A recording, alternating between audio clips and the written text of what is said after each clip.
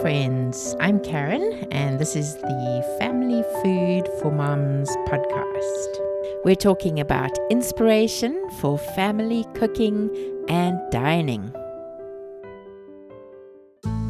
Today, we're going to be talking about Chef Rachel Ray. You may have seen her on the Food Network. She loves to do all her cooking from home. You can look her up on YouTube. She's lots of fun. And she's very much about taking kind of fast food or anything that you enjoy, Chinese food, takeout, and then recreating it at home using simple techniques, comfort food. We're going to mention some things that we can learn from her as a chef, and then talk about some particular meals she makes and what she does to make them her kind of signature food. So let's get started. Rachel Ray is not about perfection or fancy techniques.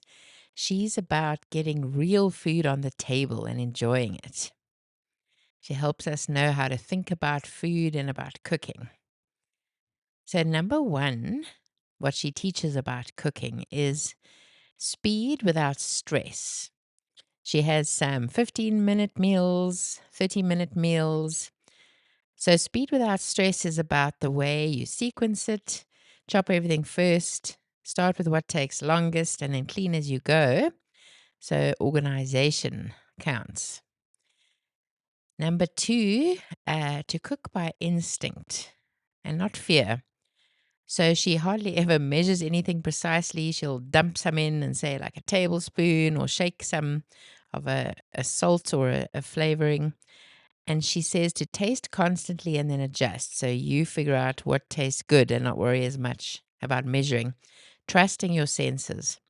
And your confidence grows as you practice this and you learn what tastes good to you, what you like.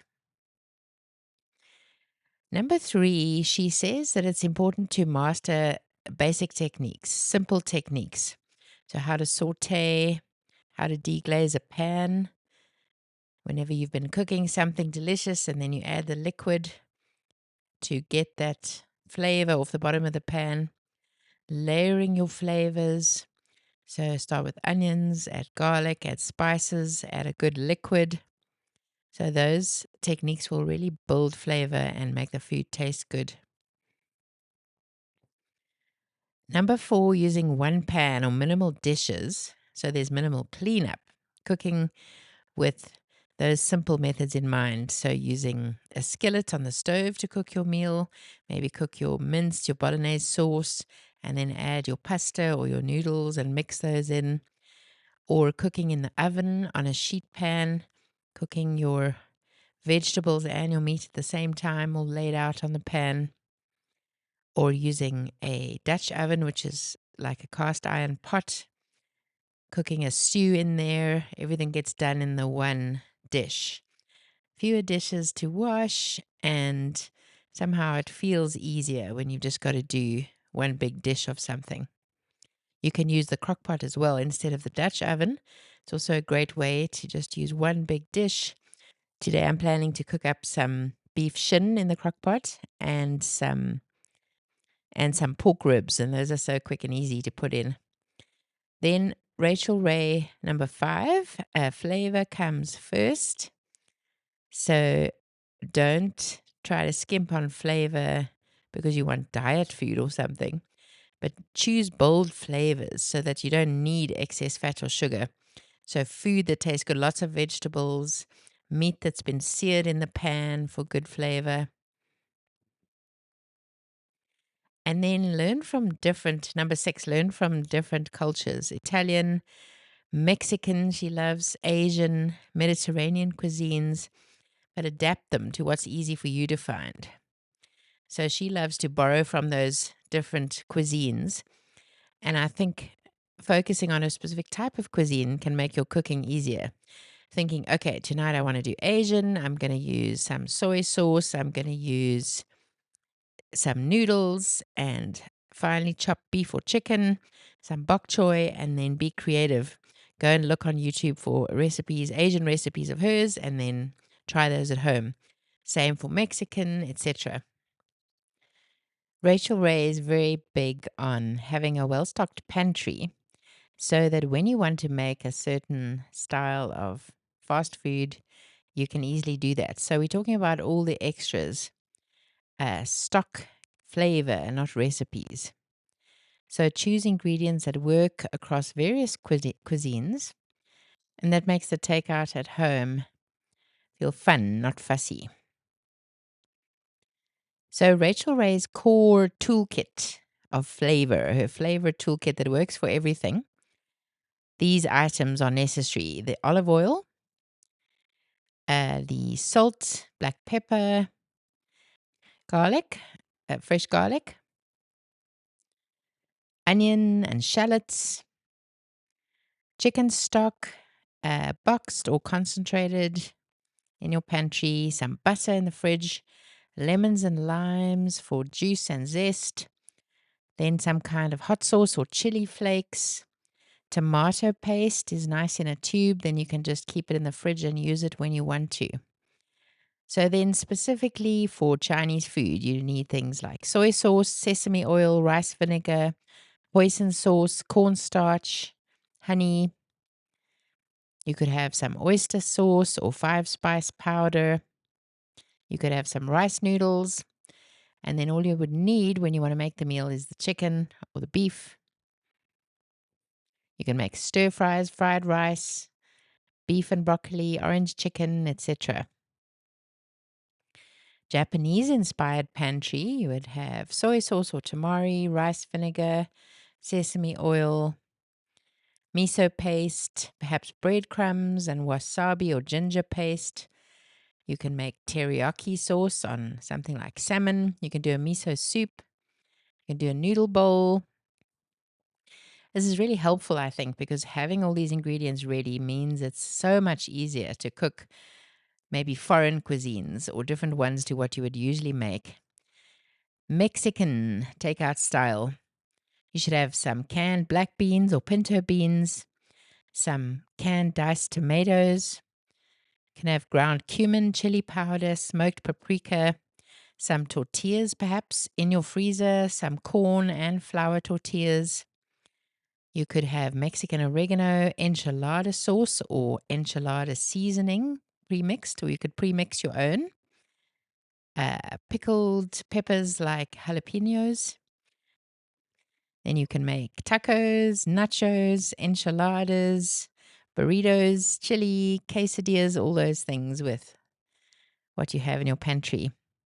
Italian food, takeout style. So you could have various kinds of dried pasta. The paler the pasta is, the better quality and the better taste. You could have some linguine, spaghetti, tagliatelle, some penne, fusilli, whatever you like to have. Then some canned crushed tomatoes or tomato puree and tomato paste. You'd need some olive oil, garlic, maybe red pepper flakes or peppers, Parmesan or pecorino cheese. If you like, you could have anchovy paste, capers. Balsamic vinegar is great for adding flavor. You can make your pasta with chicken or veg. You could have some pesto even in your freezer, like basil pesto. Then you could make meatballs, chicken parmesan, pizza. Often fewer ingredients equals better flavor and easier to cook. Thai-inspired pantry items. You should have some red or green curry paste, coconut milk or coconut cream in tins, fish sauce, brown sugar, limes or lime juice. Peanut butter is nice to have for that, chili paste, and then ginger. You can make curry, you can make peanut style noodles. You can do a coconut soup, a stir fry. For an Indian style pantry, you should have some garam masala, ground cumin, coriander, fresh or ground, turmeric, cans of chickpeas, cans of tomato, curry powder, ginger paste, and then coconut milk and cream. You could do a quick curry. You could do spiced lentils, masala chicken, a rice bowl, and then Mediterranean and Middle Eastern takeout style items. Have some chickpeas, tahini in a jar, olive oil, lemon juice, ground cumin, perhaps some za'atar, harissa, molasses. You can do hummus bowls, shawarma style chicken, roasted veg plates. I'm pronouncing things like tomatoes and tomatoes in two different ways, as well as hummus and hummus. So I'm trying to cover all the bases. Then a few more things we can learn from Rachel Ray about meals and dining. A meal doesn't have to be fancy to matter. What makes it special isn't just presentation or even price, but it's the fact that you showed up and you cared enough to cook for people. And eating together beats eating perfectly. So she prioritizes getting food on the table while it's hot, enjoying it together. Even if there's mismatched plates or a casual table setting, for her, the win is sharing that time, not being a flawless hostess. She says home cooked food is about caring, not control. So you don't need strict rules for your food. You don't need to worry about diets or culinary performance. It's just cooking. Enjoy it. She says speed and ease protect joy. And if you watch her cook, she works very fast and she doesn't worry to measure. She says by keeping meals simple and fast, you remove the stress that kills the enjoyment. So if cooking exhausts you, you won't want to be dining together. So make it easy enough that it stays fun. And food should feel abundant, not restrictive. So there's plenty of food. There's seconds if you'd like. Leftovers are expected. So the abundance creates comfort. Conversation matters more than courses. People talking, laughing, staying at the table because they want to be together. And you can enjoy food without feeling guilty. Food is pleasure and nourishment and comfort all at once. You never have to apologize for enjoying it. And dining is part of everyday life. It's not a performance. Meals should be woven into your daily routine instead of being a big event that you have to prepare for. So here are some classic Rachel Ray style meals and what foundational cooking skills you can learn from making them that you can reuse forever. Skillet chicken with lemon, garlic, and herbs. So this is chicken that is pan-seared in a skillet until it's golden and then finished with lemon juice, butter, and fresh herbs.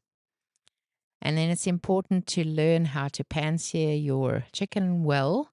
Hot pan first, oil second, protein last. And don't move it until it releases from the pan.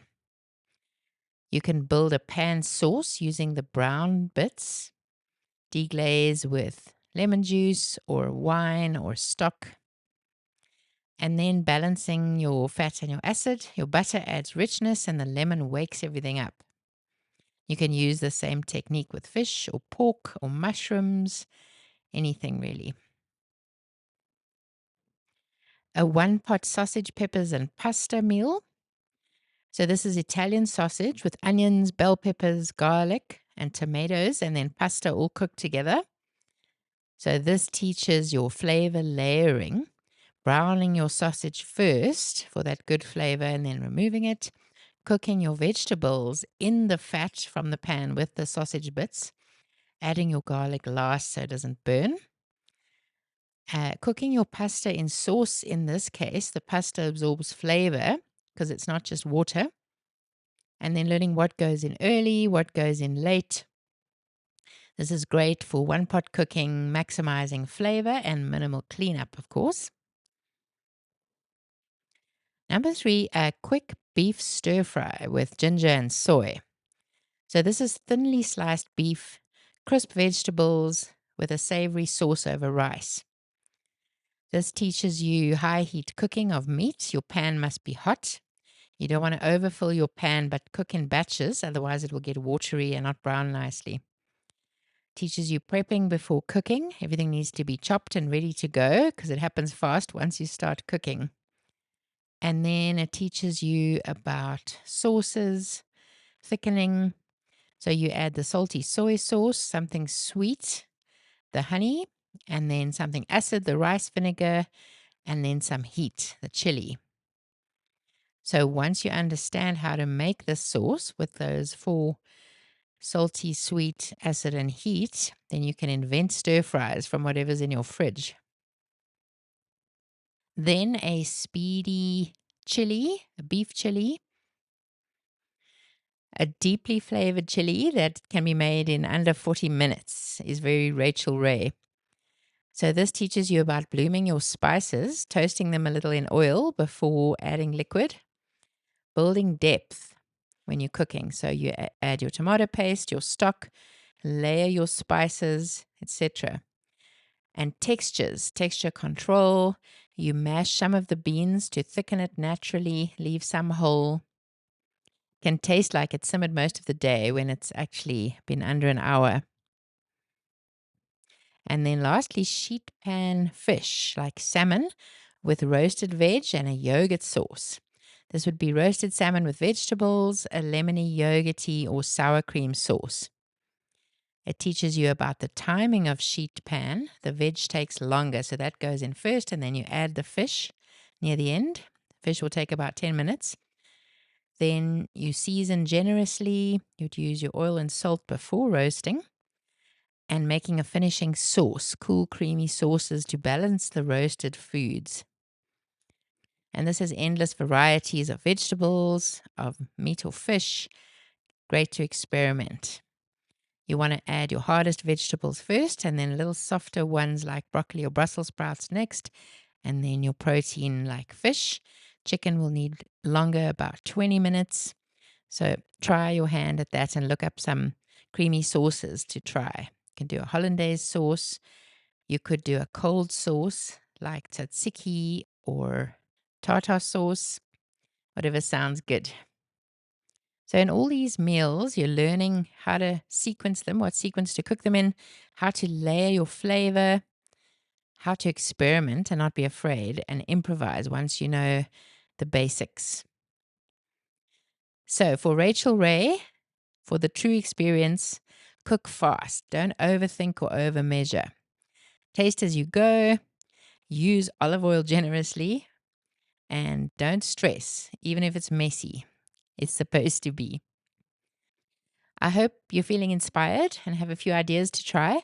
I'm keen to build up the pantries for the different styles of food because that means I'll cook them more often, bring some variety, and then I don't have to source all those things at the time, but I have them in the pantry. Thanks for listening today. Happy cooking, and I'll see you next time.